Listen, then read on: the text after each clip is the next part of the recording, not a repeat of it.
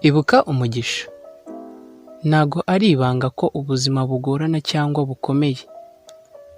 Niba uri kumva ino audio, ni amahirwe uri kwiyumvamo mu buryo budasanzwe.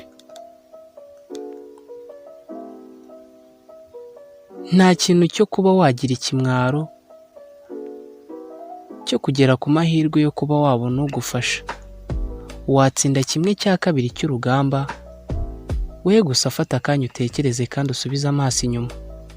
Hari byinshi muri twe tubitse mu mitwe yacu, kandi dukenera byinshi mu buzima bwacu, kandi twe ubwacu tubona ko ari ukuri.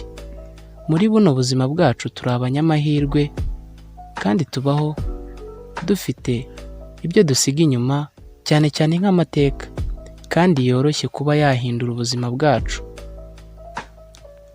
Wowe gusa icyo ugomba gukora ni ukubaho ugera ku ntsinzi.